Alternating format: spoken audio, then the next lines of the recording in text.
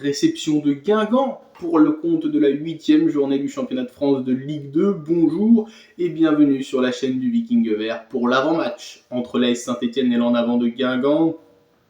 Mais avant de parler du match, n'hésite pas à t'abonner, à laisser un commentaire pour dire quel est ton pronostic. Est-ce que tu aimerais voir des changements dans cette équipe ou non, garder le même 11 de départ pour continuer cette série, parce que sur les 3 matchs de la semaine, nous sommes pour l'instant reçus 6 sur 6, et pourquoi pas 9 sur 9, ce serait parfait de faire une semaine à 3 victoires. On enchaîne les matchs et c'est pas plus mal quand on est en confiance comme ça, c'est toujours mieux qu'une trêve internationale, je l'ai déjà dit lors de la vidéo du débrief. En plus, le chaudron sera encore bien bouillant, ça va faire du bruit, ça va encourager les joueurs.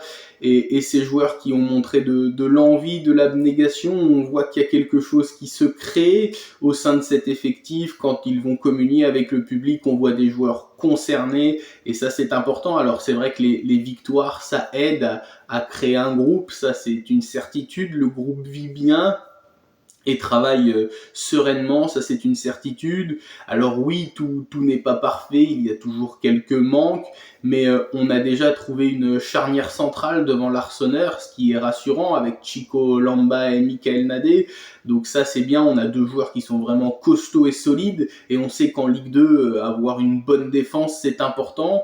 Après, à voir si Ferreira sera de retour. J'ai pas vu la conférence de presse d'Orneland au moment où je fais la vidéo. Et puis je pense qu'à gauche, Hanan restera, même si je trouve toujours que il a quelques manques défensifs, même si c'est un battant. Mais voilà, la charnière centrale fait le boulot. On a retrouvé le Michael Nadé qu'on aime bien, et puis Chico Lamba qui est très rassurant. Au milieu de terrain, avec le retour de Mouefek, est-ce que Miladinovic ne retournerait pas sur le banc ? Ça, après, c'est au coach de faire des choix, peut-être Tardieu ou Djaber, même si Djaber vient de revenir. Est-ce qu'il n'y en a pas un des 3 qui est un peu fatigué de cette semaine de 3 matchs en une semaine ? Ça va être au coach de décider.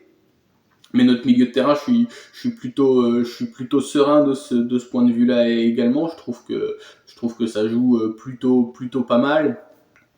Et puis, on gagne souvent les batailles au milieu de terrain. Donc c'est très important aussi, cette bataille au milieu de terrain qui est importante à être gagnée, avec Guingamp qui va vouloir mettre de la densité et jouer bas, je pense, comme beaucoup d'équipes, pour essayer de nous contrer et nous éviter d'avoir trop d'occasions.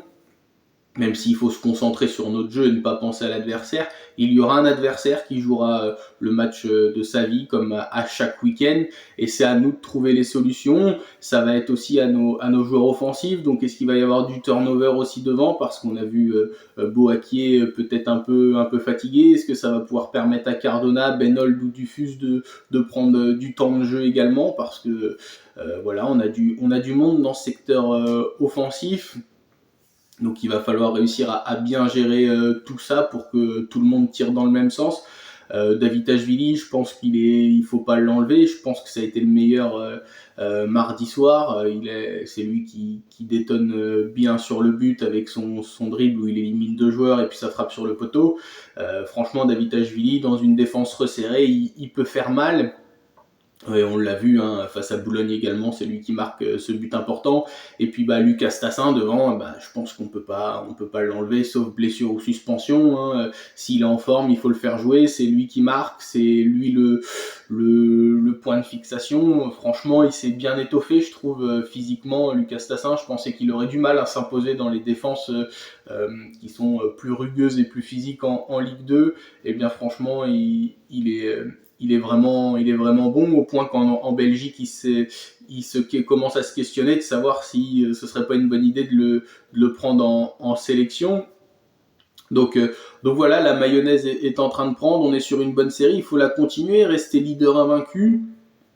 C'est très important pour la confiance, pour continuer de travailler sereinement. Puis même pour nous, c'est un petit bonheur après la saison galère de Ligue 1 d'être en Ligue 2 et puis de gagner des matchs. Franchement, quand on se réveille le lendemain matin, on est léger et soulagé.